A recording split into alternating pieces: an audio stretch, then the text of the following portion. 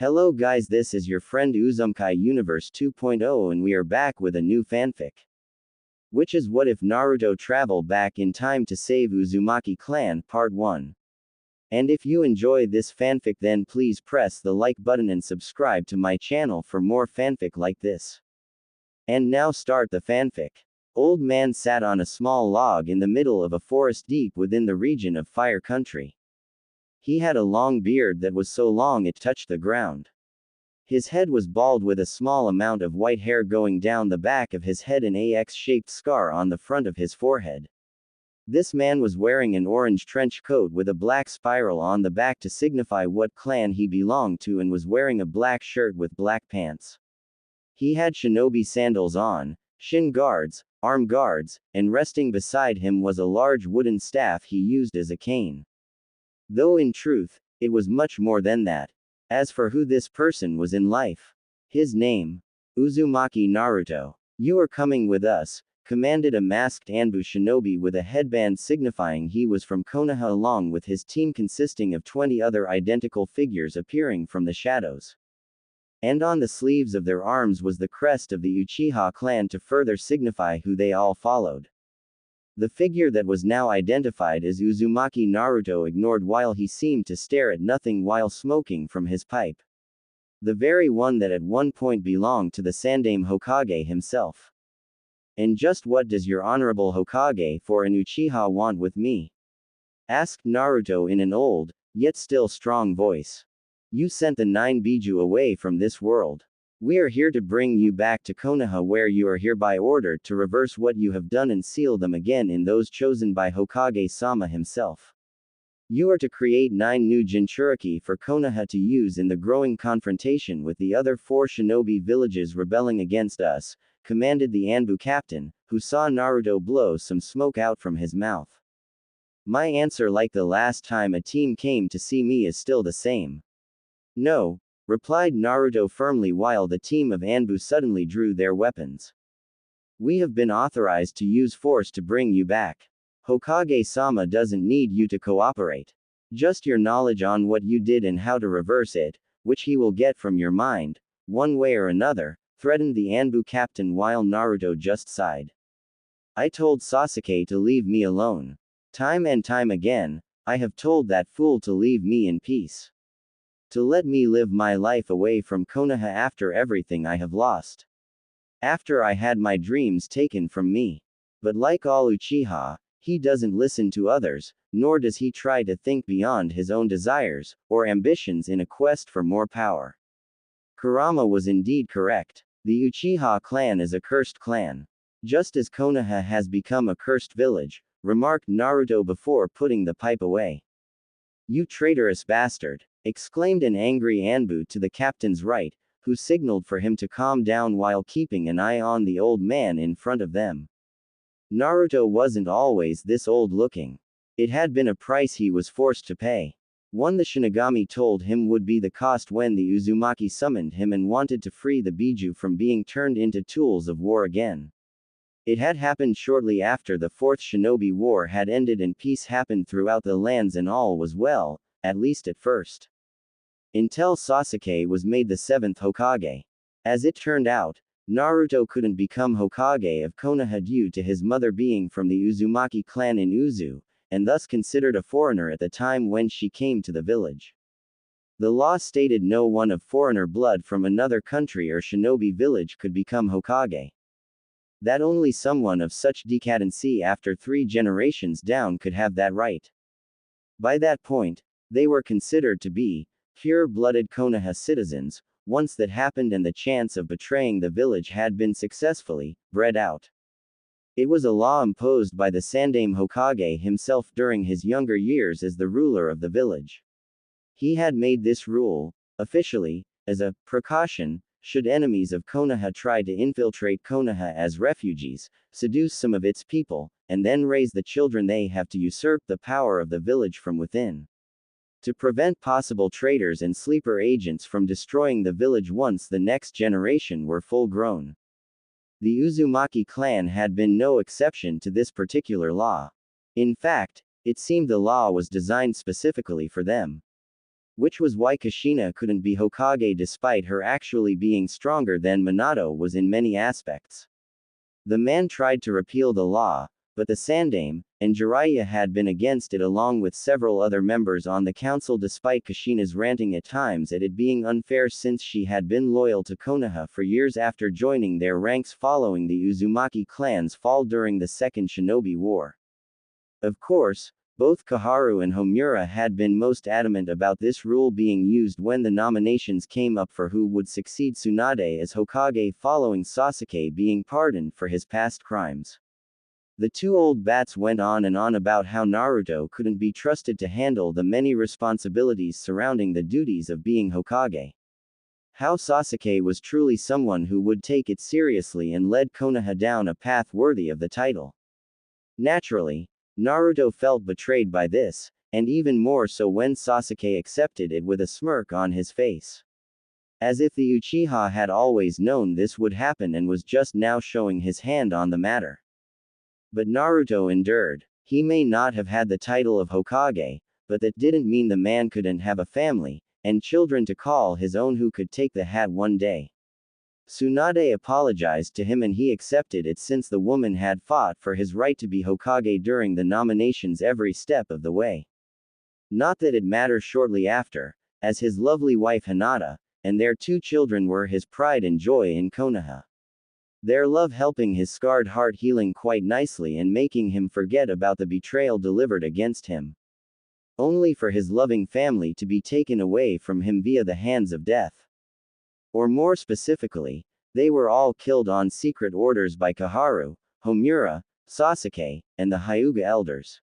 Naruto was given an assignment by Sasuke for a diplomatic mission outside of Konoha to handle some growing tensions near Earth Country. A mission where Naruto wasn't supposed to come back from since it was secretly a trap to end his life in order to remove him as a threat to the grand plan Sasuke wished to invoke using the 9 Biju in his Sharingan. When Naruto was away on his mission, Sasuke ordered his Anbu to kill Hinata at the request of the Hyuga elders, and also her children to ensure none of Naruto's progeny could be a future threat to the Uchiha's rule. Hinata, however, was not a meek woman to be crossed when it came to protecting her children, and showed it by killing almost all of the Anbu attacking the house.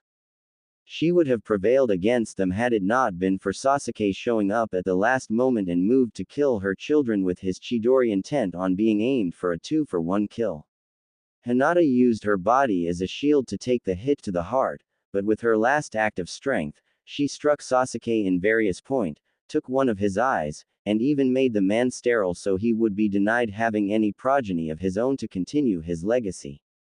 Enraged by what Hinata had done since she told him, Sasuke used what strength he had left along with his remaining Anbu in the area, and burned the Uzumaki house down with the intended targets inside.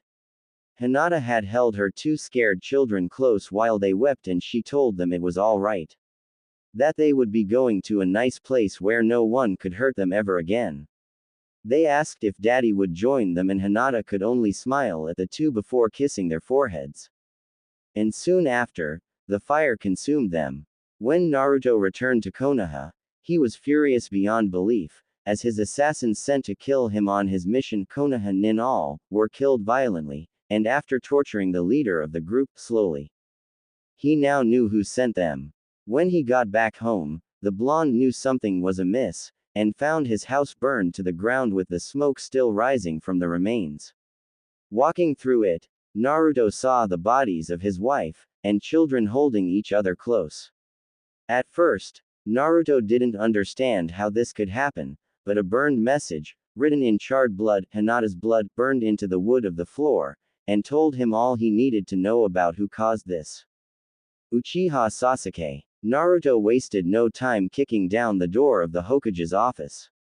He saw that Sasuke, the Hyuga elders, Homura, and Kaharu were shocked to see Naruto not only alive, but relatively unharmed.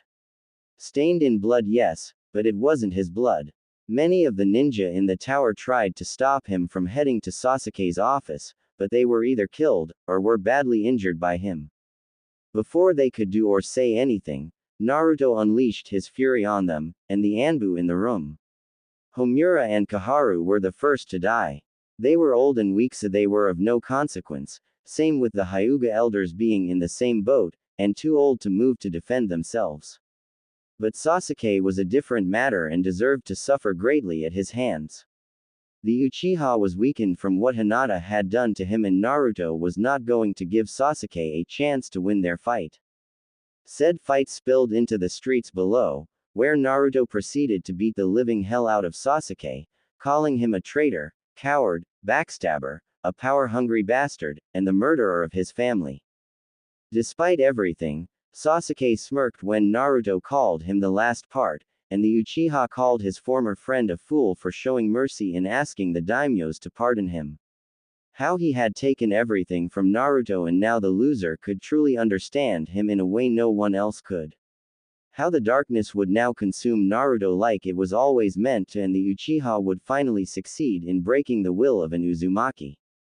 Naruto, however, was not one to break like Sasuke thought.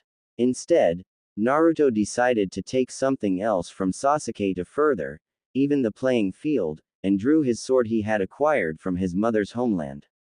Before Sasuke could do or say anything, Naruto took his remaining eye, and his bandaged arm meant to replace his real one during the Fourth Shinobi War.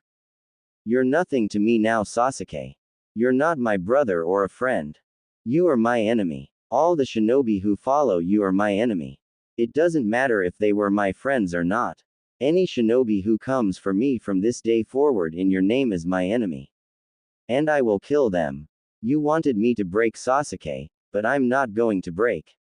I'm going to do what you can't do. Endure. I'm going to live and you are going to rot. The world will know just how rotten you are and leave you to your fate along with this rotting village. Those had been his final words to Sasuke before Naruto left with Kurama, so the Uchiha wouldn't use him for his own twisted purposes. Just because Sasuke lost his eyes didn't mean there weren't replacements he could use for the same purpose. Since then, Naruto had been a wanted man throughout Konoha and Fire Country despite what Sasuke had done. All Konoha nin now had standing orders to find and kill Naruto should he be located by them. But that wasn't all. Apparently, the other Kages heard what the Uchiha had done, and wanted no part of what the Hokage was planning to do. They closed off their borders and sent a message to Sasuke for his shinobi to enter at their own risk, for Konoha was now their enemy. Enraged, Sasuke, upon being healed, declared war on them all, calling each village traitors to Konoha, and declared his to be the one true shinobi village of the elemental countries. How he was the supreme Kage, who ruled over all the other Kages.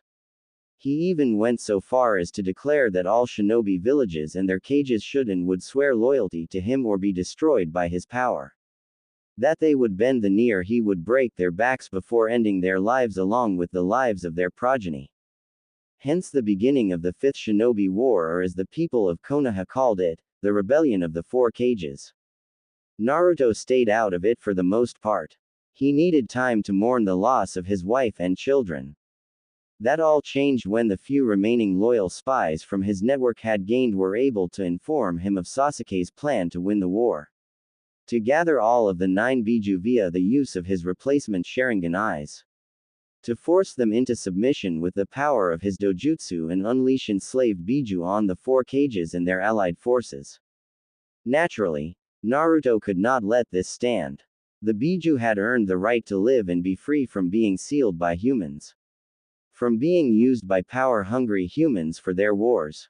From being seen only as tools, slaves, or weapons to be used for personal gain in conquering the world.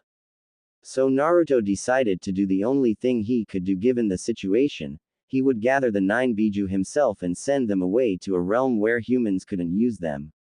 Where they could be safe, free, happy, everything they were denied in life. Shortly after, the sage created them from the chakra of the Jubi sealed in his body. So Naruto went to each village, one by one, speaking to the Biju about his plan. How he wanted to prevent Sasuke's plan from happening. How it was the only way that Sasuke or any other human in the future could be denied such ambitions. Reluctantly, each Biju agreed with him, and eventually joined Naruto in the ruins of Uzu to perform the means to take them to such a place. Of course, opening such a portal to a realm like that required a price be paid to a deity capable of cutting a hole to such a place.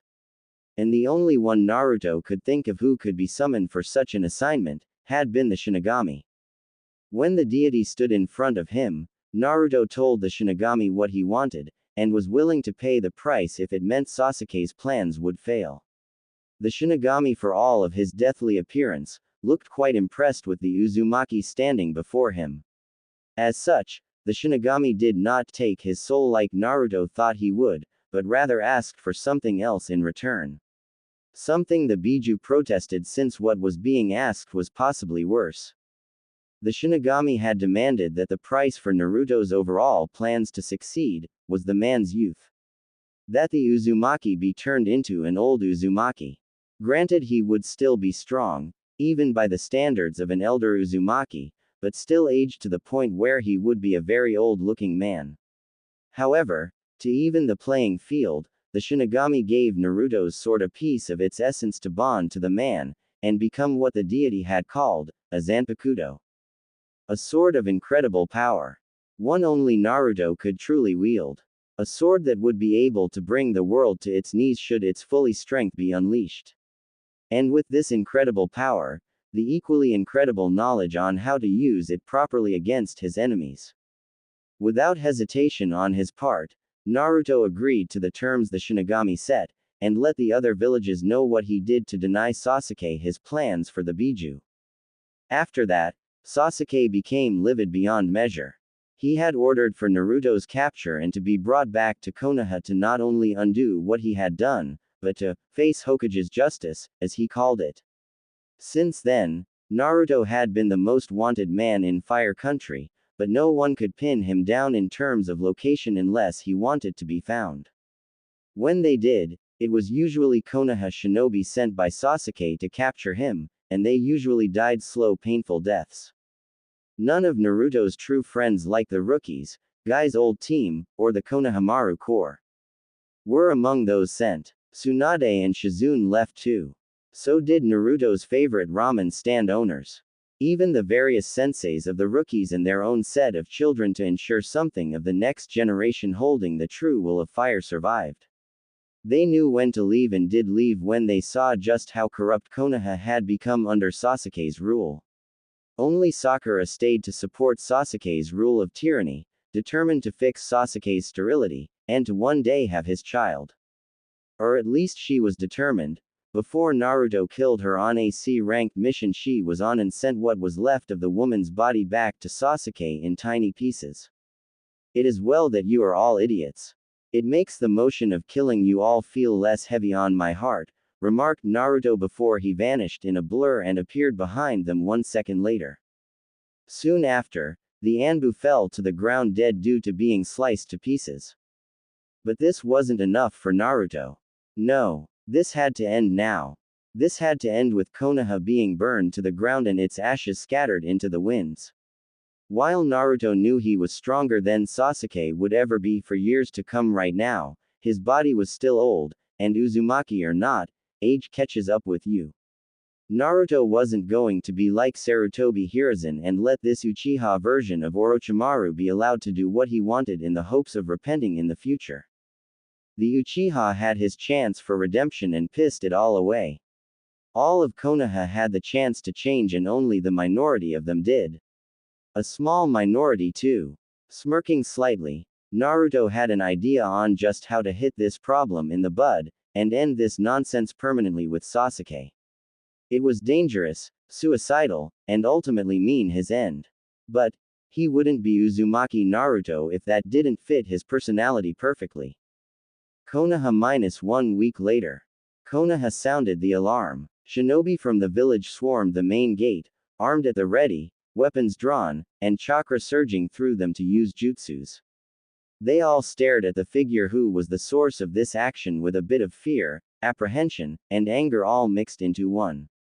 Not surprising since they lost many of their comrades to this elderly man and the rumored power he wielded. Even if he didn't look it. Behind these shinobi of Konoha came Sasuke, wearing his Hokage hat and robes with the Uchiha symbol on the back of the robes as if to signify only an Uchiha could be Hokage.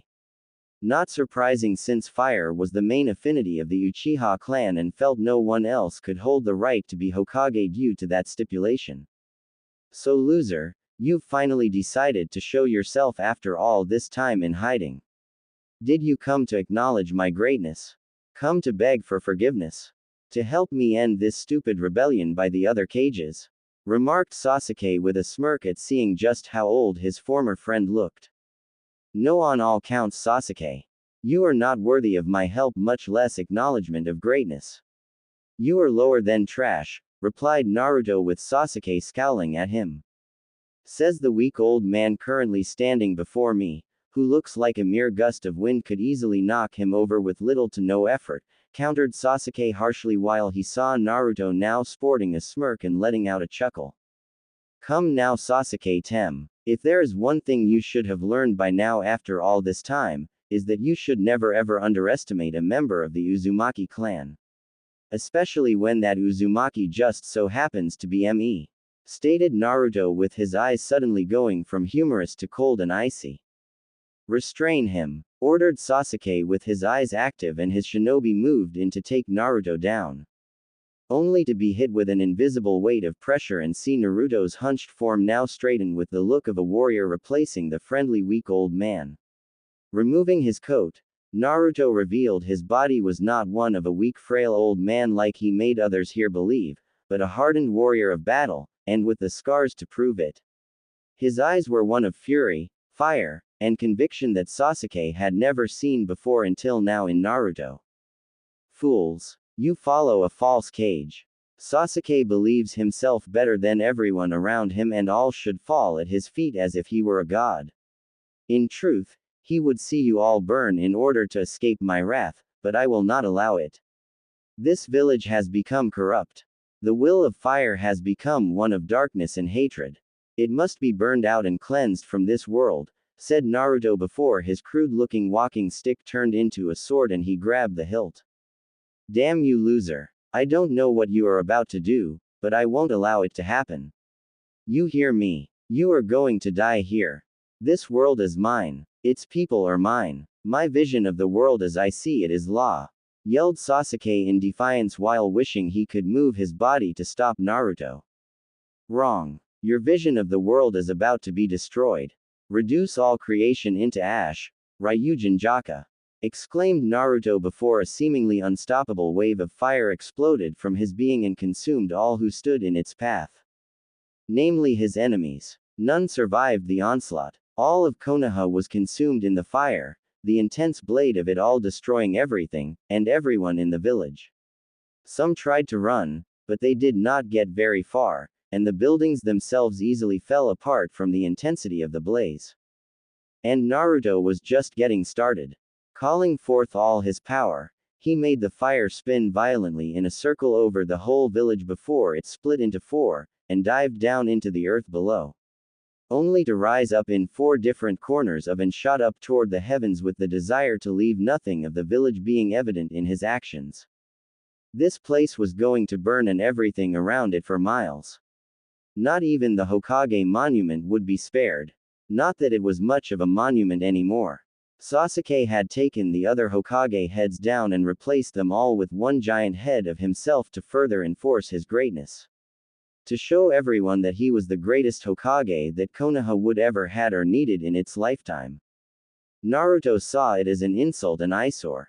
Do not worry, Hinata. My children. I'm coming home, thought Naruto before closing his eyes and brought all his strength down on the village to cause a massive explosion. Deidara the Mad Bomber of Iowa would have praised him as a god if he were alive to see the end result of Naruto's actions. As for Naruto, he embraced his oblivion without fear. Why should he? His enemies were no more. The war that Sasuke started was now at an end. Peace would return to the world once more. The remaining four cages would endure in ruling their villages without him and hopefully wouldn't try to kill each other anytime soon. And even then, it was no longer his concern. I wouldn't be too sure of that, my boy, came the gravely voice of the Shinigami. I see. So you've come to take back the power you gave me, remarked Naruto with the Shinigami letting out a chuckle. No, I am not, replied the Shinigami. Then why are you here? Asked Naruto with the Shinigami looking almost tired. I need your help, dear boy. The world as you know is not what it should be or should have been for many years. In fact, the world as you have lived it up until now has been wrong, answered the Shinigami with Naruto looking surprised. So my life as I know was a mistake. Is that it? Questioned Naruto with the Shinigami shaking his head. No, not a mistake. Just wrong. Your mother's clan for one, it should not have been destroyed, replied the Shinigami. And yet it was. By 4 of the 5 shinobi villages no less, remarked Naruto with the Shinigami shaking its head. Not 4. 5. All 5 shinobi villages had a hand in it. Konoha included, replied the Shinigami with Naruto looking at him shock and horror. What? Whispered Naruto while the Shinigami nodded. After Sarutobi Hiruzen became the Hokage, he feared for the future of Konoha. He knew the Uzumaki clan was growing in strength. In power. It would only be a matter of time before the clan allied with Konoha would become its own entity. And given how members of the Uzumaki clan are the only ones capable of holding Kyuubi, he felt they needed to be crippled to prevent them from ever having such strength, said the Shinigami while Naruto was furious. Who else was involved in that decision? Who else knew the truth? Asked Naruto, though he had a good idea on most if not all of them. Hiruzen's old teammates, of course.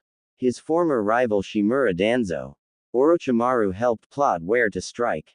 And Jiraiya in order to go acquire your mother for the transfer of the Kyuubi from Mito to her, answered the Shinigami while Naruto was once again floored. Jiraiya was involved. Orochimaru I could see. Danzo and those other 2 bastards. But Jiraiya? Questioned Naruto while feeling the bond he had with the Sannin break. He helped disable the security and trap seals that would have destroyed the advanced enemy attack force. He also used his spy network to leak the secret passages the enemy ninja could slip into the village to perform the pincer attack Orochimaru helped devise to make it successful. He knew the one Uzumaki acquired from the clan would be able to do Fuinjutsu easily. In fact, Mito left a great deal of knowledge for her to learn from after your mother came here. Hiruzen knew this and made sure Kushina would put the skills gained to good use for Konoha's benefit. Didn't you find it odd that both Hiruzen and his student knew about your clan, your mother, and what they could do? Yet they did not once make sure you were taught those same skills. Explained the Shinigami with Naruto's face contorting with rage. What do I need to do? You clearly have some idea on how to fix things so the life I have lived doesn't repeat itself a second time, replied Naruto with the Shinigami nodding. I will send you back in time, Naruto. Back before you were born. During the days of the Second Shinobi War. You will alter events so your clan does not fall and Konoha as you know it does not act the way it did, answered the Shinigami. And what happens when I do something that alters time and erases me from existence? Do you care if I decide to crush Konoha if I so choose? Questioned Naruto while the Shinigami shakes his head. No. The first part won't happen. You will be sent back, but not as Uzumaki Naruto. You will in truth be sent back as another member of the Uzumaki clan. As for the village that helped betray you, do as you see fit unless I tell you otherwise, answered the Shinigami with Naruto raising an eyebrow at the deity. So I go back in time as myself, but not as myself so I won't risk destroying myself in the distant future. Is that correct? Asked Naruto with the Shinigami nodding. Yes. With the proper alterations to the timeline, your future self will grow up strong, well educated, and more importantly, have a family who will love you no matter what, replied the Shinigami with Naruto nodding. I don't suppose it's too much to ask for a much younger body, is it?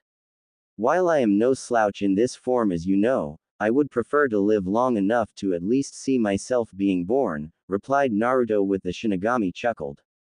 I can give you back your energy so you can live longer, but the current form you are in stays the same. After all, I think you would find it funny to see grown men barely a third of your current aged form being unable to win against you in a fight, remarked the Shinigami with Naruto thinking it over before nodding. Well, he's not wrong, thought Naruto before the deity gave him back his energy and the old-looking Uzumaki felt stronger in the process. It is time. When you awaken in the world of the living, you will no longer be Uzumaki Naruto. He doesn't exist yet. You will be Uzumaki Yamamoto Genryusai Shigekuni, declared the Shinigami with Naruto sweat dropping at the long name. Can't you just call me Uzumaki Yamamoto for short? Asked Naruto with the Shinigami letting out a chuckle while showing his face did look a tad sheepish. Yes, I suppose it is a bit long, remarked the Shinigami while Naruto sighed a bit at the deity. I'm ready. Let's get this over with, said Naruto impatiently. Even after aging into an old man you still act impatient, commented the Shinigami. I'm an Uzumaki. What did you expect? Countered Naruto with a small huff. Indeed, said the Shinigami before he opened the necessary portal for old Uzumaki to enter. It was time to change the history of the world as he knew, and for the better. Was an interesting experience for him to see his mother's homeland at the height of its power during the Second Shinobi War. He saw his Uzumaki kin walking around, being happy, healthy, full of life, and all around feeling good. A far cry from what would one day befall them and Uzu without his intervention in the months to come. The Second Shinobi War was escalating, Iwa was on the march, and Kumo was beside them in that regard. Suna and Kiri were also showing signs of choosing targets, but the time-traveled Uzumaki knew they would all converge on Uzu at the last possible moment. The elderly man suspected Jiraiya and his Kami-damned spy network had a hand in that if the revelation by the Shinigami on what the Sannin did in selling out the Uzumaki clan during this point in time is any indication. All of the misfortunate that befell the Uzumaki clan had shortly happened when Sarutobi Hiruzen became the Sandaime Hokage. That moment in time was actually several years ago and shortly following his reign there were clear signs of tension between Uzu and Konoha. Not surprising. We did want Mito here for the resealing of Kurama into a new host and they wouldn't allow it. Stating, security risk, this. Seal weakening, that. Bah, if they were truly so concerned about such things, they would have let us take her right out of Konoha in secret, and misdirecting the other villages with Ero Sennin's spy network. Instead, they had demanded we send one of our clan to Konoha for the resealing. The only reason I even allowed this to happen was so my mother would be holding Kurama and she would one day meet my father, thought one Uzumaki Yamamoto, who was also at one point in life from the future, and been called Uzumaki Naruto. But unlike before, this time he was a true full-blooded Uzumaki, and had all the skills one such as himself at his age possessed.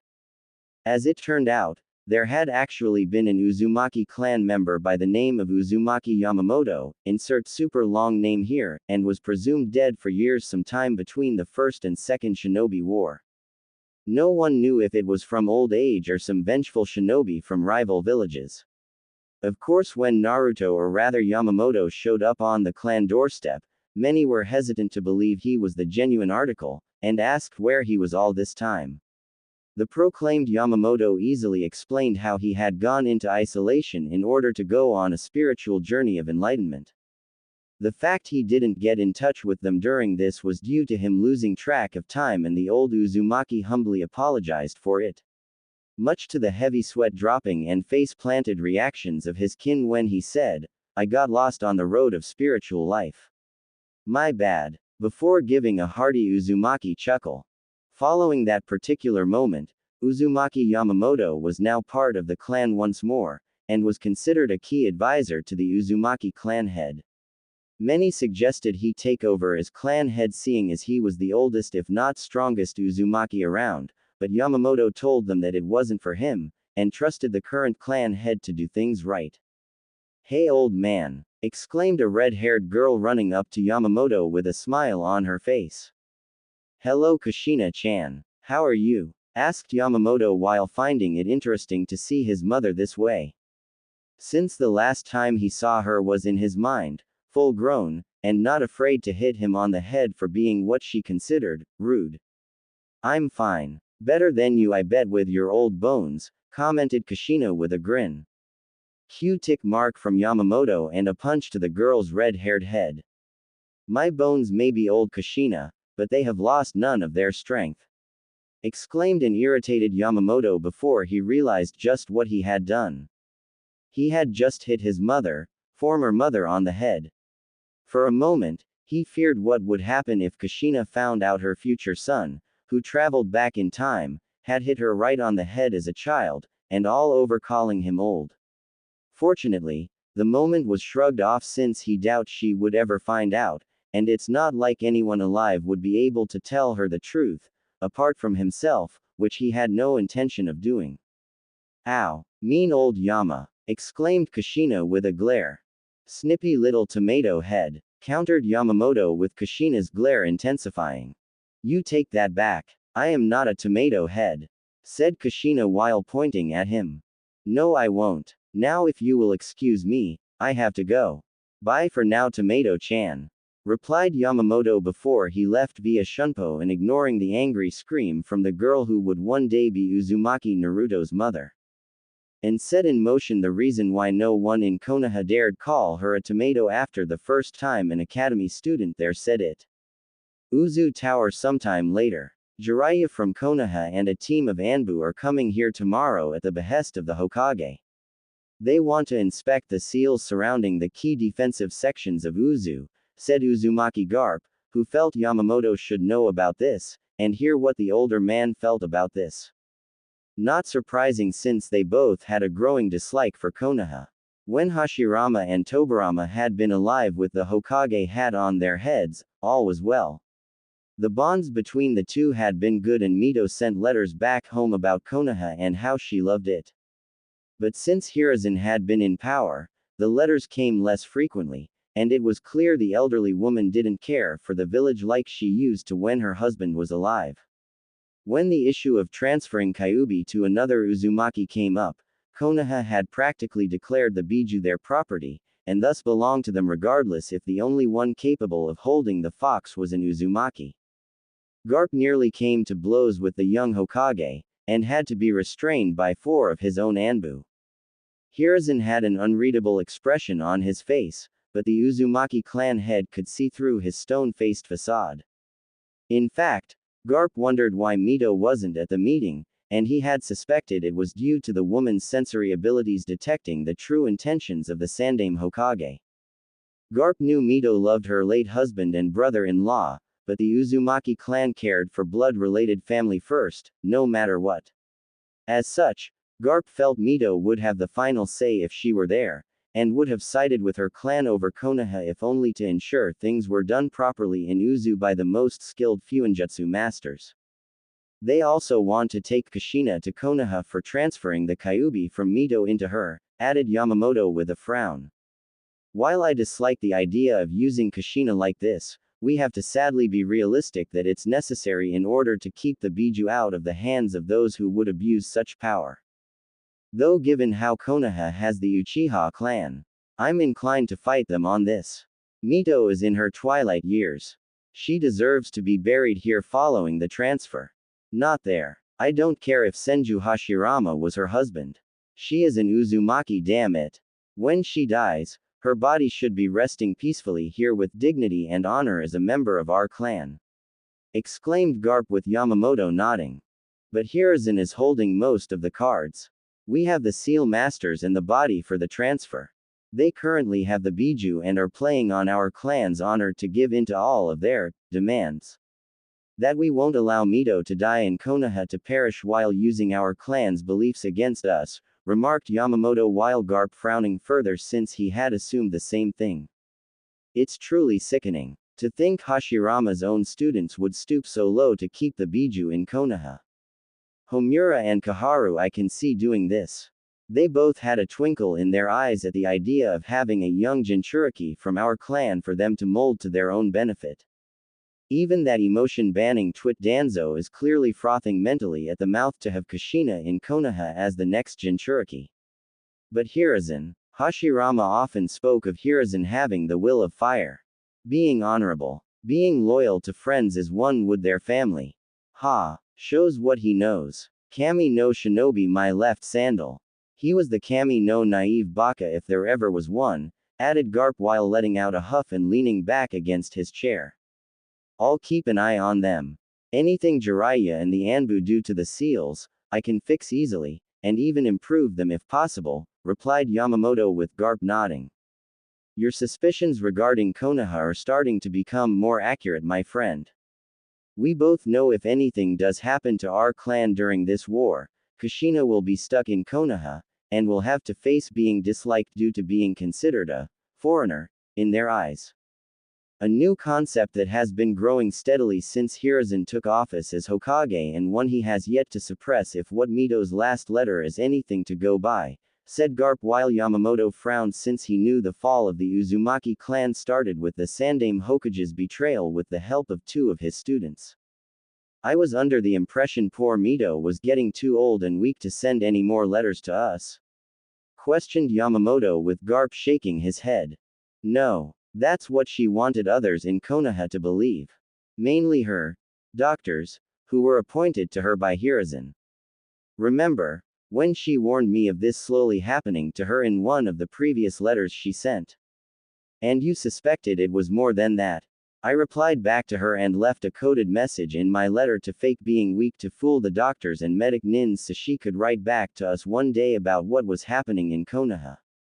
She wrote back in code like I did and mentioned the words, strangling root, monkey anger, and poisonous toad. That tells me all is not well with Konoha.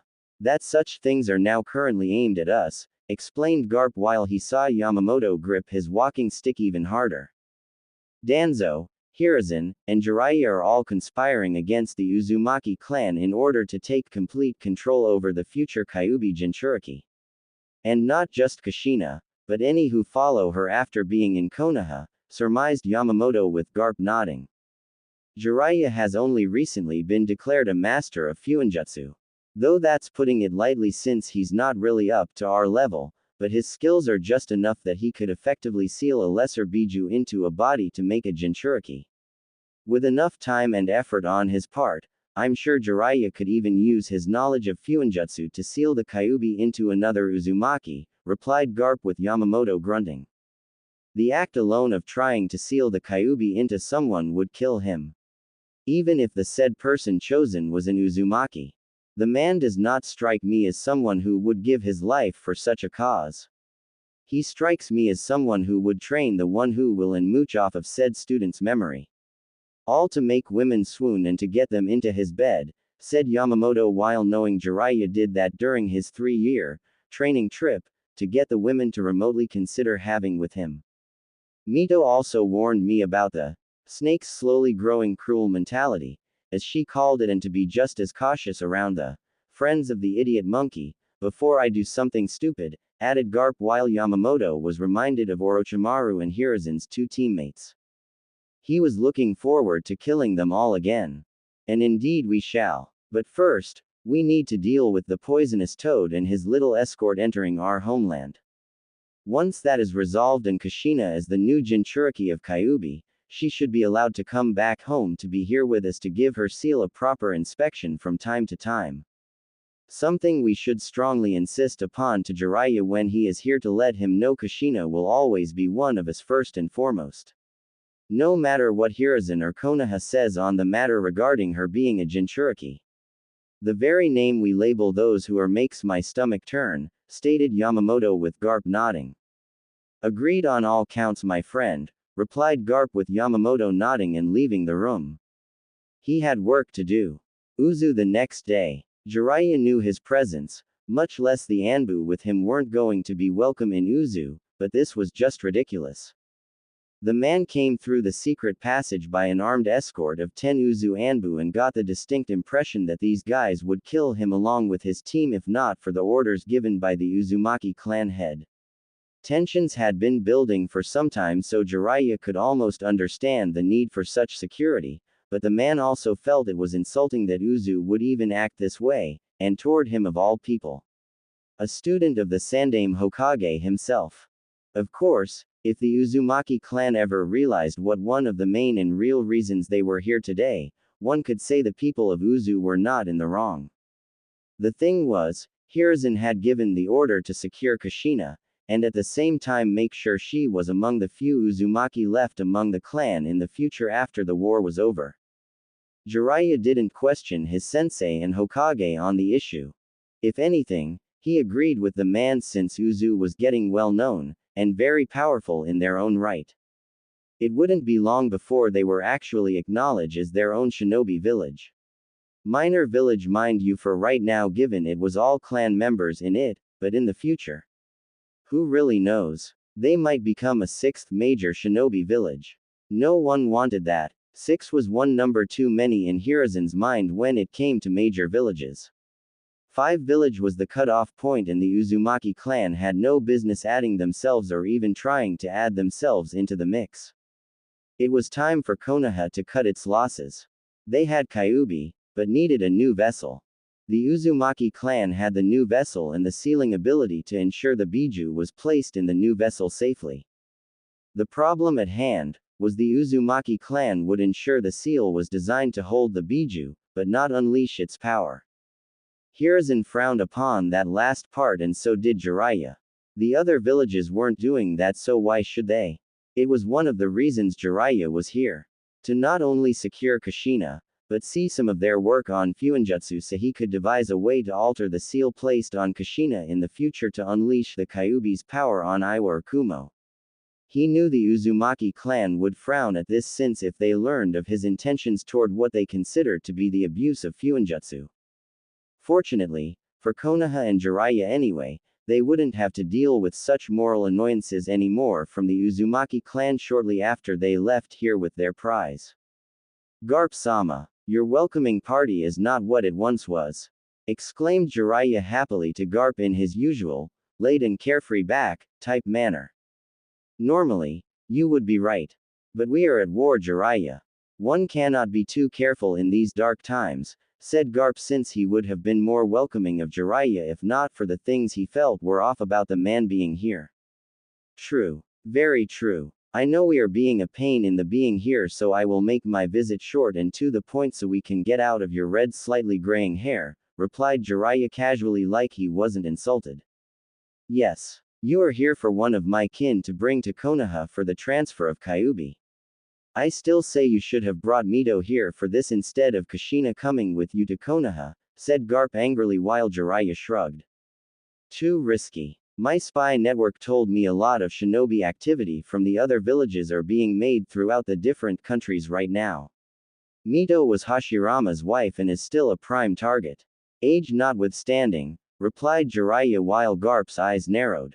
She is an Uzumaki and we protect our own. Besides, Mito may be aged, but I suspect she could still whip your butt in a fight.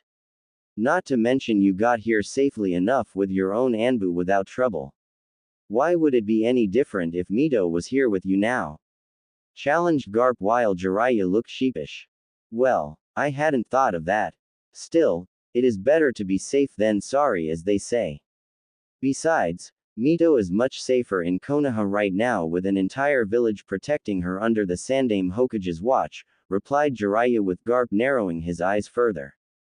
I would sooner trust a fresh out of the academy made genin for an Uzumaki over that of an entire Anbu platoon from Konoha, thought Garp to himself before the man grunted and motioned for Jiraiya and his Anbu to follow him. All the while missing the narrowed eyes of an old man for an Uzumaki with a long beard sitting down with a walking staff watching them every step of the way. Uzu 3 days later. Are you sure this information is reliable? Asked a shinobi from Iwa while glancing at the Kumo Anbu captain leading this allied assault against Uzu. My sources say it is. Look, here is the entrance just like the spy said. Unguarded and the seals have been disabled, replied the Kumo Anbu while glancing at the Kiri and Suna shinobi with their group. This is too easy. Who gave your cage this information? Asked the Kiri shinobi since he wasn't so sure this plan would go off without a hitch. You wouldn't believe me, even if I told you. In some ways, I don't think you even want to know, replied the Kumo Anbu since he didn't want to believe it either. I find it hard to believe the Uzumaki clan would be so lax in their security or that one of their own would betray them, remarked Asuna shinobi with a scar running from his eye going down diagonally past his nose into the lip. I never said it was Uzu, remarked the Kumo Anbu cryptically while he along with the others moved silently through the tunnel that would take them into the heart of Uzu while the main force attacked from the outside. Before they could have this silent conversation even further, the ground beneath them had suddenly begun glowing with seals before the entire allied ninja squad was impaled with earth spikes.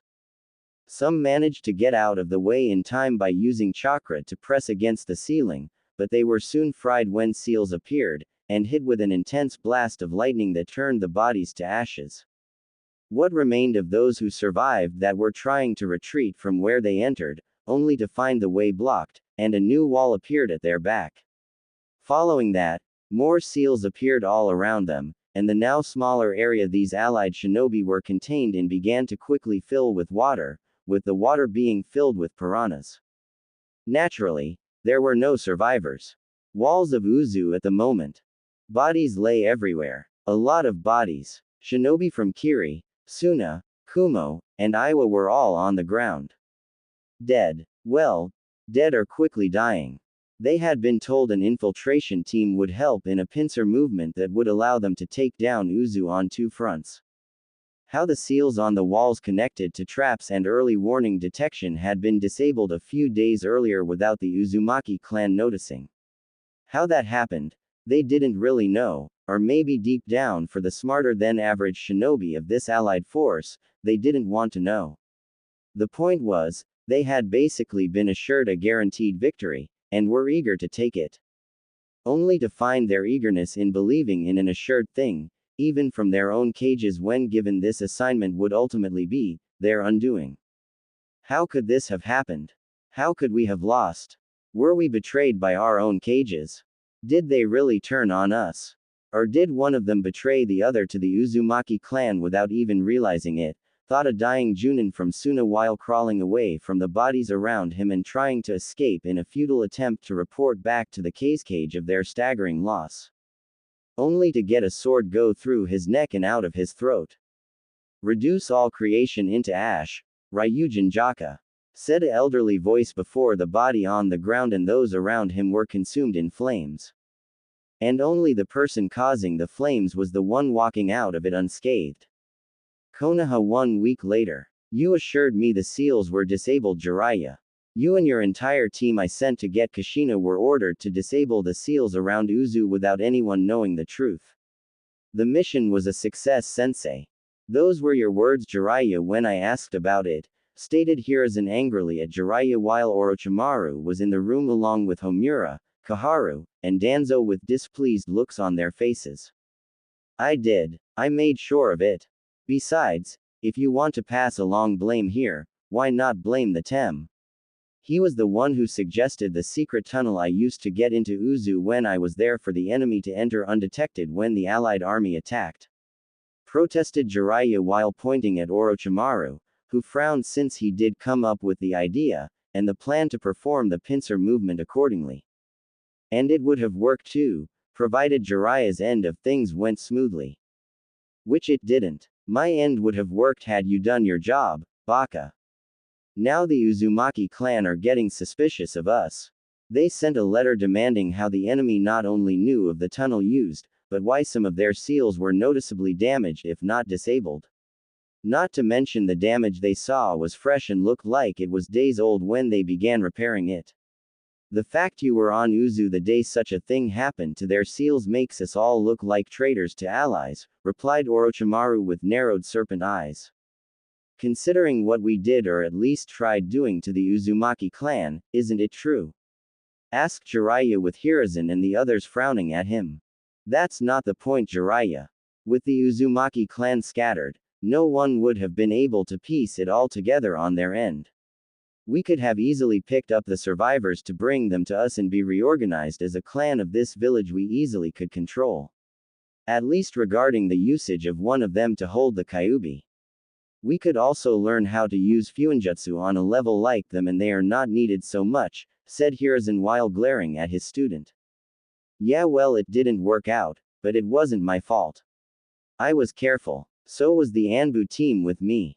Though maybe if the members of Root weren't part of it, the Uzumaki clan wouldn't have been none the wiser, commented Jiraiya with Danzo frowning. And what does Root have to do with your own incompetence? Asked Danzo with a frown. I don't know, maybe the fact those trained in your program have the emotional stability of a wet dishcloth. The Uzumaki clan have a lot of skilled sensors, who can sense the emotions of people. Mito was one of them, remember? The ones in Uzu no doubt sensed how emotionless some of the Anbu in my escort were with me and made it known to Uzumaki Garp. Chances are he had some members of the clan snoop around where they went and saw the damage done before repairing it, replied Jiraiya with Danzo frowning further. Emotions people possess are a weakness, Jiraiya. My Root shinobi did their job per the instructions given to them. I highly doubt they are the reasons for your failure, countered Danzo with Jiraiya frowning at him. One day you are going to die an old man. Old and alone, remarked Jiraiya with Danzo not even twitching at the supposed insult. Considering how you live or intend to live in the future, Jiraiya, I expect to outlive you, countered Danzo with Jiraiya smirking. Fine by me. The world by that point would probably suck anyway, Jiraiya shot back. Enough. Both of you. We need to figure out how to stop this from making us look like we betrayed our own allies. Thoughts? Questioned Hiruzen while the room went into silence once more for a time. They can't actually prove Jiraiya and his team damaged the seals after all the fighting that occurred, sensei. For all they know, the seals were damaged during the attempt to invade Uzu. Not Jiraiya, said Orochimaru while Hiruzen nodded. And the secret entrance? Asked Hiruzen since that was another issue. We say the enemy found it while searching for a way to get into Uzu from behind while the main force obviously attacked from the front. They foolishly entered a well-hidden entrance made to be a secret trap and died because of it. Not our fault the enemy found the damn place and entered believing it was unguarded in some shape or form, added Jiraiya with Hiruzen nodding in agreement there.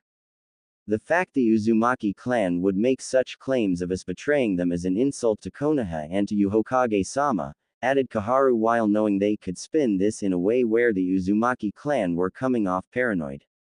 Even if the clan was actually correct. Even still, accusations still have a way of clinging to things. Not unlike a bad stench on clothing. You can scrub and clean the clothing all you want, but the bad stench will still remain. If only in memory, remarked Homura while making sure they understood this accusation made by the Uzumaki clan would not go away so easily no matter how hard Konoha tried to spin it. I get it. We're going to look like the bad guys here for a while until this mess blows over. Big deal. We have Kushina. Mito will be ready to transfer the Kyuubi into her soon, and that will be the end of it. I'm already coming up with ideas for different seals we could create for future Jinchuriki beyond Kushina so we have our future weapon once it's time for her to pass on the fox to another one. Hopefully an Uzumaki born here. That way we can have undisputed claim to the child should Uzu get involved again, replied Jiraiya since he felt his mission was an overall success with a minor bump in the road regarding the continued existence of the Uzumaki clan. It's not that simple, Jiraiya, replied Hiruzen while Jiraiya frowned. What do you mean it's not that simple? Asked Jiraiya while Hiruzen sighed.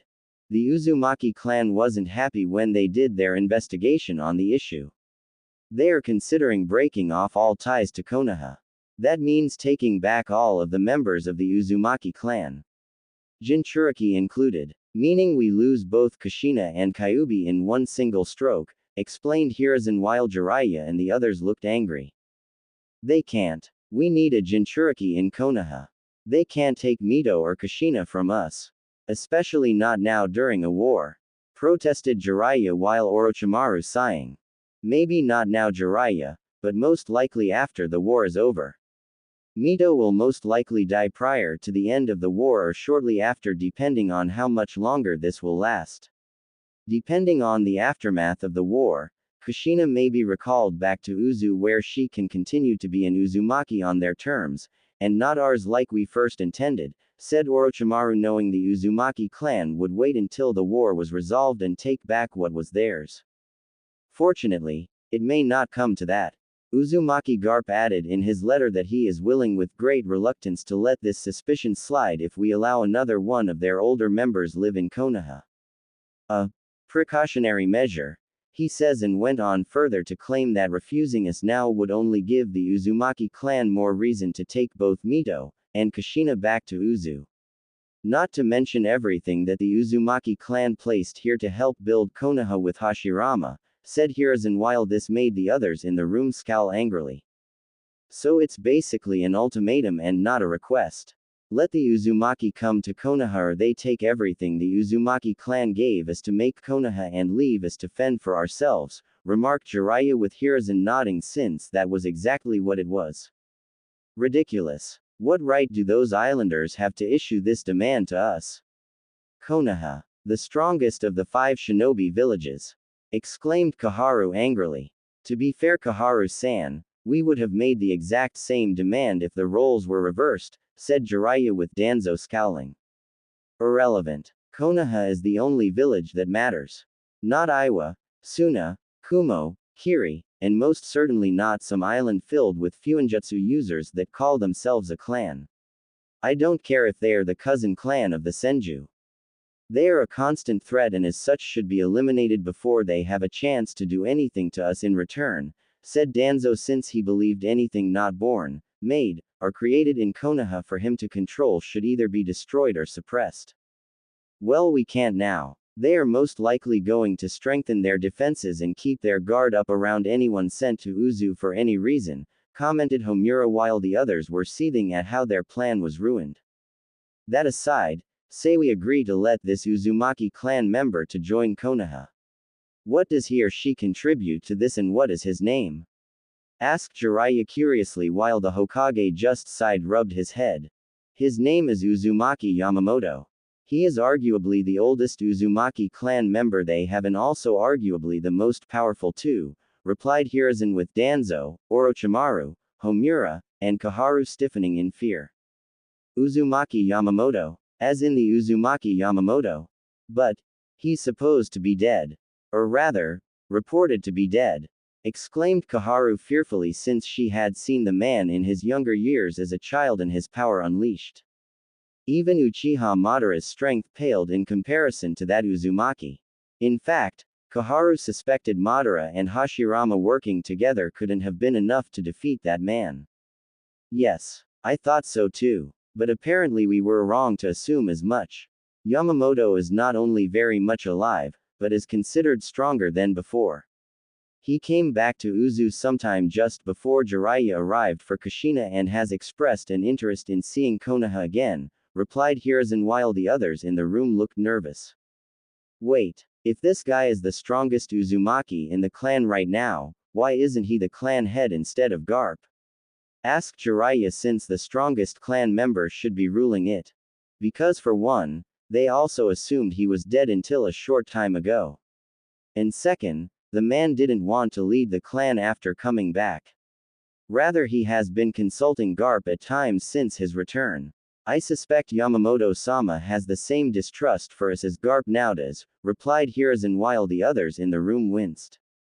So he's that powerful? Asked Jiraiya with Orochimaru hissing at his teammate. Honestly, Jiraiya, where were you when they were teaching our class history at the Ninja Academy? Any shinobi worth their headband knows of Uzumaki Yamamoto.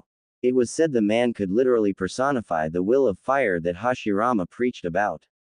He was given the nickname, Uzu's Fire. For a reason. Not even Madara or Hashirama could hope to match him in battle either separately or together, said Orochimaru, while Jiraiya now looking a bit nervous when hearing this. Madara and Hashirama were considered the pride of Konoha despite how the former went insane and leaving. For anyone to remotely surpass either of them was truly a monstrous individual. Which is all the more reason we can't say no. Besides, Kushina already has some kind of connection to him. If we refuse to let Yamamoto come to Konoha, it might incite the man to take drastic measures to get the point across that saying no isn't an option. At this stage of the war, saying no to such a person is most unwise. No matter how much I want to say no, replied Hiruzen, with the others in the room not liking this one bit. When is he expected here? Asked Danzo so he could put some root anbu on the man for surveillance purposes. Tomorrow morning, answered Hiruzen while seeing Danzo's frown increase. Tomorrow morning. So soon? Questioned Orochimaru since he found this to be usual given how the letter was only received today. Like I said, Yamamoto has little love for Konoha. No doubt he wants to get here quickly enough in order to make sure Kushina isn't corrupted by our village, explained Hiruzen while Homura and Kaharu frowned. He should be given restricted movement throughout Konoha, remarked Kaharu while Homura nodded. And if I issued that command to him, who here is going to help me enforce it? Will you, Kaharu? What about you, Homura? Danzo, Orochimaru, are you interested in enforcing such a command and making Yamamoto see things our way through the use of force? Questioned Hiruzen while everyone in the room kept their mouths shut. So nice to know everyone in this room is a coward like me when it comes to this guy, thought Jiraiya while keeping his mouth shut on the matter. We will figure out how to deal with Yamamoto-sama when he arrives tomorrow. In the meantime, we need to focus on the academy, and where to place Kushina in it. Tsunade is currently with her right now and unknowingly helping us get the girl on our side like I originally hoped, said Hiruzen with Jiraiya running a hand against his chin. I have been keeping an eye on the academy for a while now. I think we should put her in the class with those of her age group. There are quite a few clan heirs in one of them if I am recalling this year's starting class correctly, right? Put Kushina in the same class with them. Offered Jiraiya with Homura and Kaharu looking at him like he just said that all Jinchuriki should be loved if not respected for their burdens. What? With the clan heirs? With Kushina? Questioned Homura since he felt such a thing shouldn't happen simply because the girl was going to be Konoha's future Jinchuriki and weapon. Why not? We need Kushina to like Konoha in order to stay here in the future, right? Not to mention she is from a clan. Maybe not a clan heir, but still from an important clan in connection to the Senju. Plus, we need her to interact with the kids her age so she wants to actually stay in Konoha because of them when they are all grow up.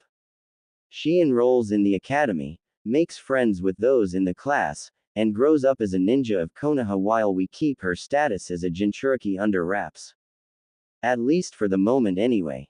When the time is right, we let it slip out, or create a scenario where she unleashes a good chunk of the Biju's chakra despite the seal used to contain it. Even if Mito does give Kushina a similar seal to her own, I can always alter it in the future to change the purpose of the seal while under the pretenses of inspect, and future research. By the time the village tries to isolate Kushina due to her status as a Jinchuriki, we make it seem like we care, and she will want to keep what few friends she has left here no matter what. Explained Jiraiya with Hiruzen nodding at the idea. There is just one problem regarding the altering of the seal, Jiraiya. Yamamoto-sama is a master Fuinjutsu user. What makes you think he will even let you get within 3 feet of Kushina to inspect her seal? Much less alter it to your specifications? Questioned Danzo while Jiraiya just shrugged. Easy. Time. Sensei said it himself. He's an old man. Sure, Yamamoto is strong for his age, but he won't live forever. Chances are he'll die sometime within the next 5 years of old age. We just pretend to be on our best behavior until that time, and after the old geezer kicks the bucket, we lure Kushina into our confidence, and make up some reason for me to see her seal, replied Jiraiya while Hiruzen once again nodding at the idea. Good idea. I'll arrange for Kushina to be in the academy class pertaining to her age. She has some ninja training, so I imagine there is no real risk of her being behind them when starting out at the academy, added Hiruzen while knowing this would be a good chance to influence Kushina despite possible interference from Mito and Yamamoto. Konoha the next day. Uzumaki Yamamoto huffed at the sight of Konoha. His eyes gazing up at the site of the Hokage monument sporting the heads of Senju Hashirama and Tobirama.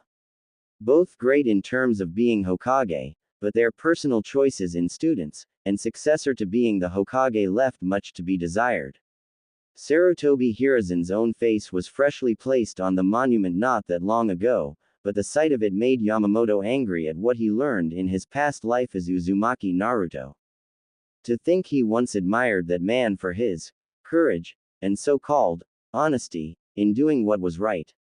Bah, the man was no more righteous than Danzo and barely more ethical than Orochimaru.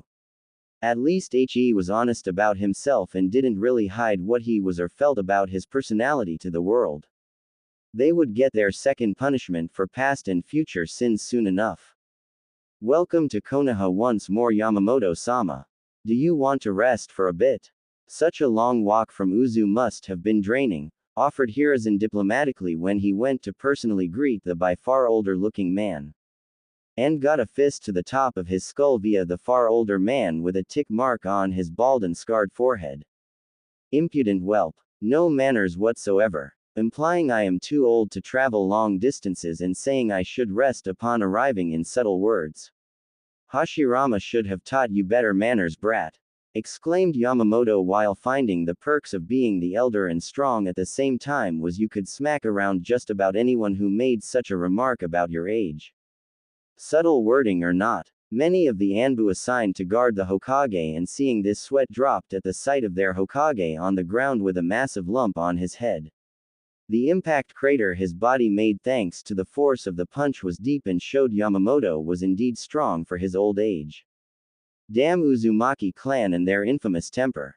Now I see where Tsunade got hers from when growing up, thought Hiruzen while getting out of the crater and saw Yamamoto was looking at him with unimpressed eyes. I expected more from you, Hiruzen. Already is the Hokage and it's clearly made you soft in terms of taking a light hit. And to think it's only been a short time since Tobirama died in this war prior to naming you his successor. Perhaps Mito should have taken over and we wouldn't have to worry about such things, commented Yamamoto and was mentally happy to see Hiruzen was clearly seething at the idea of Mito sitting in the Hokage seat over himself. Or any Uzumaki for that matter. No Uzumaki trash is going to sit in the Hokage seat. Not while I can make certain of it. Thought Hiruzen while getting up from the ground. Now if you would escort me to Kushina and Mito, I would very much like to see my two precious kin, who have to undergo future hardship for the good of all, said Yamamoto with Hiruzen fixing his robes and getting the dirt off of them. Yes, of course. But first, we need to go to the Hokage Tower to speak to councils and the clan heads about your position here in the village, replied Hiruzen while Yamamoto huffed in annoyance, but not at all the same. Very well. But this meeting is to be kept short. I always find longer than usual meetings are unnecessary, said Yamamoto before walking ahead of Hiruzen, who glared at the older man's back, and moved to catch up with him. Long or short, Hiruzen had a feeling this meeting wasn't going to be pleasant for him in the slightest like he first hoped. Hokage Tower. Welcome to Konoha after so many years, Yamamoto-sama, said Kaharu in a polite tone while seeing the man in the flesh after so long. Even now she could sense the power running through him and shivered mentally in fear. Indeed, it has been many years. Not since near the end of the First Shinobi War, added Homura while Yamamoto looked at the two with what could only be called discontent. And I can only assume my return from my presumed death shocks you greatly? Asked Yamamoto while narrowing his eyes at the nervous Shinobi Council members. Considering we all thought you were dead, it's not unreasonable, replied Danzo while he held all the politeness of dried flaky paint in his voice. Says the man who sees human emotions as a weakness. Your social skills leave much to be desired, Danzo, remarked Yamamoto with a huff and saw Danzo scowl further. As do your own, it seems, if you are going to insult someone of high standing like myself in Konoha, Danzo shot back. My apologizes. I simply find it hard to respect or be remotely polite to anyone who sees every person around him as an expendable tool to throw away when they are of no further use from a military standpoint, Yamamoto countered sharply and noticed Danzo was fighting back a sneer. Damn old fool. If it wasn't for the fact he could kill us all without any effort, I would kill him myself right now.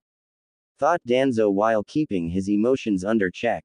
In any case, we are glad you are here, and have arranged for lodgings at an apartment complex in the South District of Konoha, said a civilian council member. An apartment? In the South District, questioned Yamamoto since he was familiar with it when he was still Uzumaki Naruto. The apartment was a shithole and in the heart of what was considered by many to be the red light district when he lived there in the future. Is that going to be a problem? Asked Hiruzen with Yamamoto narrowed his eyes. I would prefer to stay with both Mito and Kushina at the Senju clan home as guest of Tsunade. The Senju and Uzumaki clans are distant family after all, replied Yamamoto with Hiruzen looking nervous. Oh, well Kushina isn't. She isn't staying with Mito, said Hiruzen nervously while Yamamoto looked less than pleased. What? Asked Yamamoto sharply. I wanted to take Kushina in Yamamoto-sama, but sensei said it wouldn't be a good idea. He has her staying in an apartment complex in the southern district, added Tsunade, as she gave an apologetic look to her cousin, and a glare to her sensei.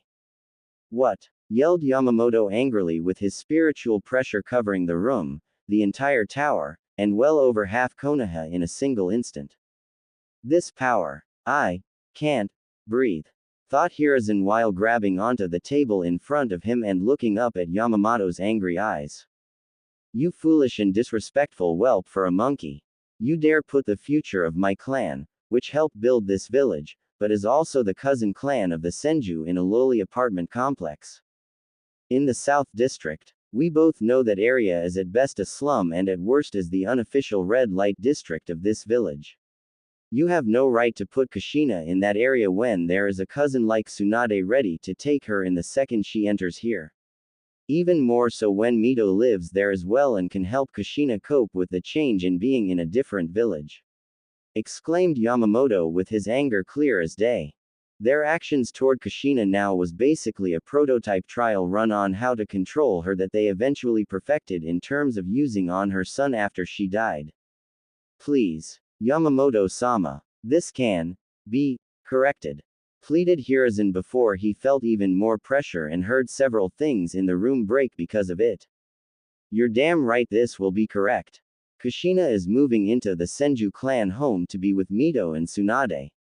She will learn all there is to know about the Uzumaki clan while here when training to be a ninja of Konoha. Not only that, but should the Uzumaki clan need her back in Uzu, I will not allow anyone to impede her from going for any reason, and will kill anyone who tries. Stated Yamamoto while giving Hiruzen a challenge me at your own risk look. You can't. It's treason. Protested Homura before his heart nearly stopped at the sight of Yamamoto's eyes focusing on him. Silence your tongue. This is not up for discussion, negotiation, or compromise between us. This is going to happen or I will kill everyone in this room sans Tsunade and let your children rule your clans and positions here in your place. Hopefully they will do a better job than the rest of you idiots. Exclaimed Yamamoto with many now fearing the wrath of this old yet still terrifying man before the pressure they felt left them. The only one in the room who was the least affected by it was Tsunade, but that was because Yamamoto wasn't focusing it on her. That won't be necessary Yamamoto-sama. Kushina is more than welcome in the Senju clan home, wheezed Hiruzen while Yamamoto nodded slightly. Good. Now if there is nothing else, I am going to see my kin, replied Yamamoto before he left the room and Tsunade getting up to follow him out. Such power. I've never felt anything like it. He is indeed just as strong if not stronger as the old tales my father told me, remarked Hyuga Hibachi, who was the father of both Hyuga Hiyashi and Hyuga Hazashi of the Hyuga clan.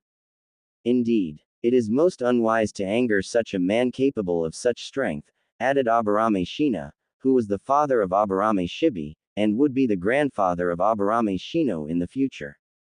That is not a man. It's a monster, exclaimed a civilian council member with a hysterical look in his eyes. A monster we have clearly provoked to the point where he is willing to kill us if we do not concede to his demands. Demands which are logically not unreasonable, said Shina calmly despite everything. The Uzumaki clan have always been one to flaunt their strength when they don't get their way. They should be wiped out from this world. We would have all been better off without them, stated the Uchiha clan head, who was Uchiha Fugaku's father. If you only knew, thought Hiruzen, since that plan was now lost for the moment. Regardless, we will have to be careful around Yamamoto-sama.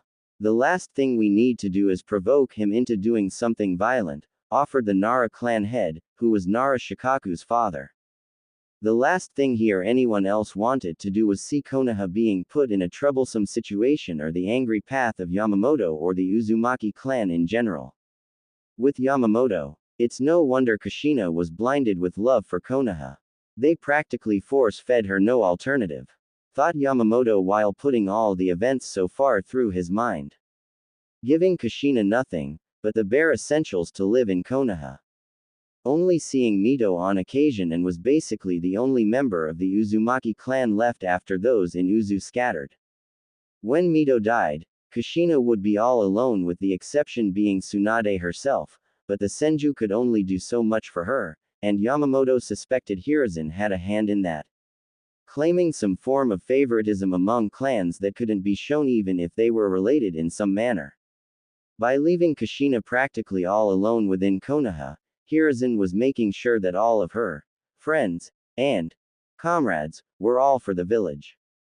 Getting her to form bonds with people who were loyal to Konoha and get her to be loyal to the only place she believed was a good place to live. No doubt Hiruzen manipulated the events along with Danzo, Homura, and Kaharu to make the girl rely on Konoha on a subconscious level. Yamamoto was going to make sure that didn't happen. Starting with having a long private conversation with Uzumaki Mito about his concerns regarding Konoha after making sure Kushina was safe within the Senju clan home. Yamamoto looked at Mito sitting on the cushy bed. She had indeed looked old and her body showed as much with the wrinkles. Her sharp eyes also still showed the fight in her, so that was some comfort. The woman was happy to see him and little Kushina. The poor girl was surprised to see him and would have made a crack about Yamamoto being old if not for the fact they were going to see Mito. In fact, Kushina was happy they were, since she didn't understand why she couldn't stay with Mito from the start. Not that it mattered anymore, since Yamamoto had taken care of the particular issue with the Hokage. "You are looking well, all things considered," remarked Yamamoto with Mito smiling at him. "I'm not too old to be completely bedridden and I can still throw a means punch when required," replied Mito with Yamamoto smiled at her and the fact she hadn't lost the infamous Uzumaki wit. Still, it was time to get serious. "How have things been since Hiruzen took over as Hokage?" asked Yamamoto with his smile gone and frown now on his bearded face. "Bad. Konoha's showing a very ugly side of itself. I fear it will only grow and get worse long after I'm dead," answered Mito with Yamamoto nodding. "You have no idea, Mito. I wish I could tell you the truth, but I fear what it would do to your heart," thought Yamamoto to himself. Friends of the Uzumaki clan are thinning among the populace. Civilian and shinobi alike who I have come to know since being here are dead, on long-term missions, or have left Konoha because they see what I do. It hurts to see this place become less friendly to my clan, added Mito with Yamamoto growling in anger and gripped his staff tightly. "You still have your clan in Uzu. You don't need to stay here for your twilight," offered Yamamoto with Mito smiling at him. "Thank you, but no thanks, Yamamoto-sama. My place is here, with Tsunade, Kushina, and with you in the house my husband built. The village we helped build," replied Mito, as she smiled slightly at the memory of Hashirama, and his constant devotion to her. "When you die, I am having your body sent back to Uzu to be buried with honor." "You deserve that much," said Yamamoto with Mito looking slightly sad at hearing that. "Not with my husband," remarked Mito with her tone matching her face. "Under any other circumstances, I would agree that you should be buried here beside him, Mito. But in these dark times threatening our clan, I dare not think what would happen to your remains if left here with those with questionable ethics," replied Yamamoto with Mito flinching since she had an idea of who he was talking about. "You know something. Something you're afraid to tell me. That you don't want Kushina or even Tsunade to hear just yet," deduced Mito with Yamamoto nodding. "Do you want to hear it?" asked Yamamoto with Mito slowly nodding. "I need to know," answered Mito with Yamamoto sighing. Konoha tried to betray our clan not that long ago following taking Kushina here. We were attacked by enemy shinobi from the other 4 villages allied together against us. They used a pincer movement with the main force attacking from the front and another team using one of the secret tunnels to launch a surprise attack from behind. Seals in key places for detection and activating traps in certain areas were disabled or destroyed prior to the attacks. The secret entrance into Uzu was the same one Jiraiya used to gain access to Uzu, and few outside of our clan knew about it. In fact, the only ones in Konoha who do know of it are you, me, Kushina, Jiraiya, Orochimaru, Hiruzen, his teammates, Danzo, and the Anbu escort Jiraiya came with during his short stay, explained Yamamoto, with Mito looking worried and fearful of her clan losing members from such an attack. Any causalities? Asked Mito, with Yamamoto shaking his head. Not on our side. After I personally fixed, repaired, and enhanced all the seals myself, we used their arrogance against the enemy. We crushed them all in ruthless counterattack. No Uzumaki died that day, answered Yamamoto with conviction in his voice. I believe you. But still, Hiruzen wouldn't betray my husband. Or Tobarama. Not the 2 senseis who taught him about the will of fire, replied Mito, with Yamamoto shaking his head in disagreeing with her. Even fire can be corrupted if the desire for power at any cost is strong enough. Hiruzen wants one thing and one thing only from our clan, and not in a direct sense. You know what I speak of, replied Yamamoto, with Mito nodding. Kyuubi. He wants the Biju sealed inside of me, said Mito, since she knew the strongest of all the Biju was something Konoha coveted greatly. And he planned to discreetly control Kushina not long after you died. Tsunade would be kept away from her and he could manipulate things where she sees Konoha as her second home. Without the Uzumaki clan to come back to, she would have had no say in terms of leaving here, and even less when the Kyuubi is sealed inside of her once fully transferred over from you, said Yamamoto, with Mito letting out a painful sigh. What does this mean for Konoha? For us? For the Uzumaki clan? Asked Mito, with Yamamoto looking at her now with gentle eyes.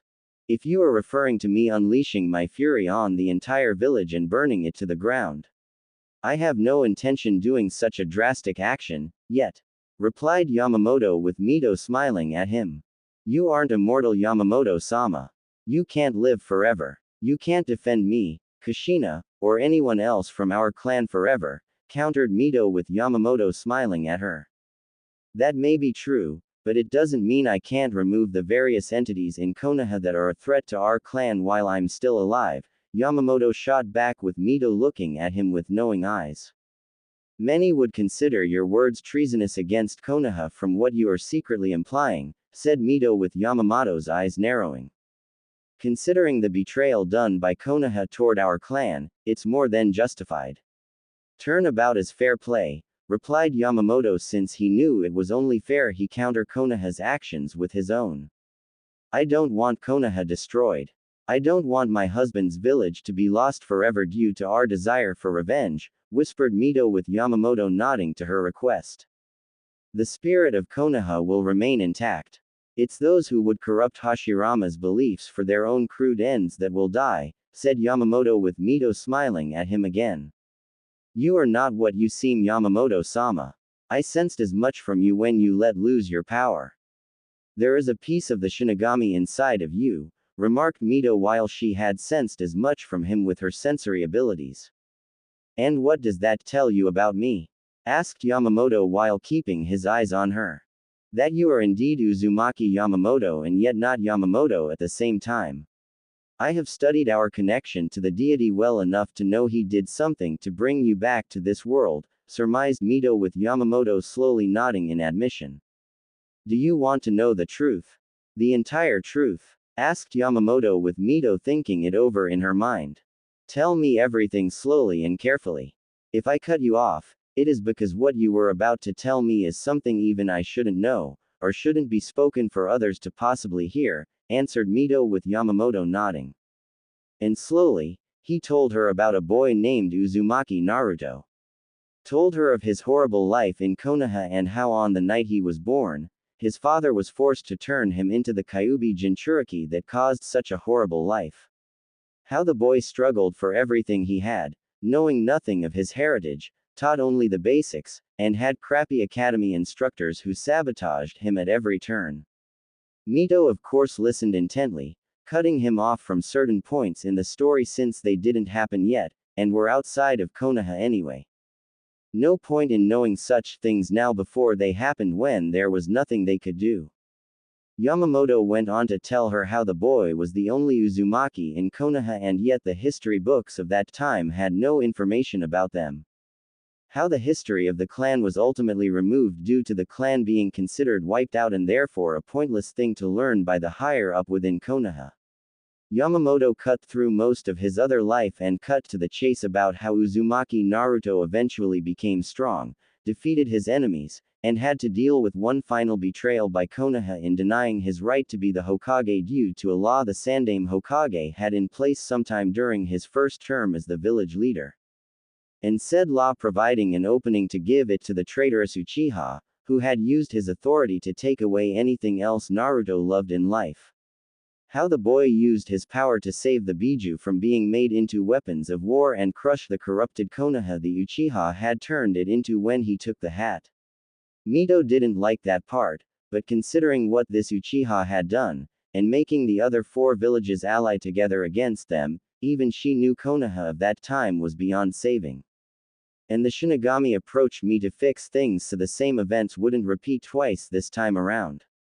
Namely our clan being destroyed along with several other moments in time that need to be fixed. Uzu was just the main one and went on from there, finished Yamamoto with Mito closing her eyes and trying to take this all into her mind. I see. So not only were we betrayed by Konoha, but they went so far as to remove our very existence from the history books. As if we never existed, whispered Mito while Yamamoto nodded. One of the reasons I was sent back. I had to prevent such a moment from happening. It was considered the main catalyst to the events that followed. I intend to use my time in this world to fix other moments in time. Sadly, I have to wait until these events are about to happen before I can even intervene, added Yamamoto with Mito nodding. I understand. Do what needs to be done Yamamoto-sama. The future of our clan and ultimately the world itself is in your hands, said Mito calmly while Yamamoto smirked at her. It wouldn't be the first time. I just need to live long enough to ensure my successor of sorts is born to continue on my work after I'm gone, replied Yamamoto before leaving the room. Konoha streets days later. Kushina puffed out her cheeks as she was being escorted to the academy by Yamamoto due to Tsunade being out on a mission with Jiraiya and Orochimaru. The Uzumaki girl didn't mind Yamamoto escorting her, but the fact was she preferred her cousin Tsunade to him. Tsunade was a strong beautiful woman who could crush anyone who crossed her with a single punch. As for old man Yamamoto, he was, well, old. Why do you have to walk with me to the academy old man Yama? Asked Kushina with Yamamoto sighing at her childish nature. Looking back, he clearly inherited it from his other lifetime. Because you are one of 3 Uzumaki clan members here in Konoha. It is my duty to ensure you are watched over until strong enough to walk to the academy on your own, explained Yamamoto while he glanced around when walking and noticed some of the people were glaring at them discreetly. No doubt for being considered island foreigners, from a clan outside of Konoha and not ironically enough for being Jinchuriki. At least not yet anyway. Fortunately, Kushina did not seem to notice since she was busy puffing out her cheeks, and staring up at him over his words.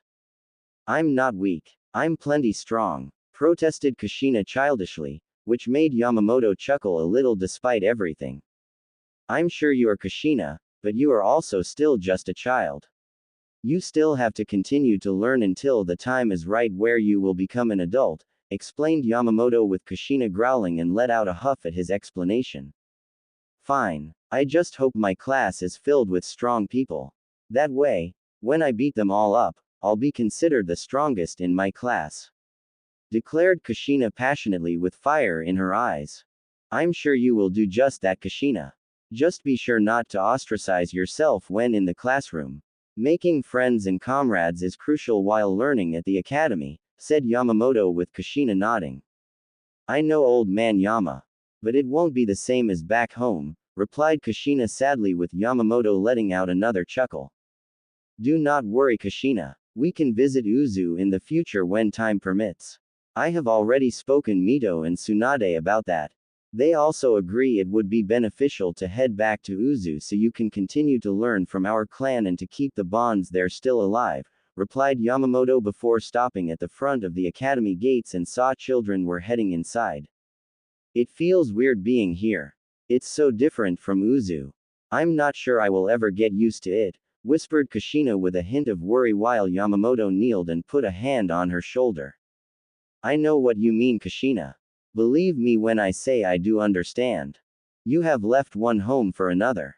You are unsure and afraid of this sudden change. It's natural. Just do not forget your heritage and where you come from. Do not forget your clan and the knowledge that we love you dearly. Mito, Garp, myself, and even Tsunade since she has our blood running through her veins. We are family. The Uzumaki clan is your family now and forever. You are our pride and joy.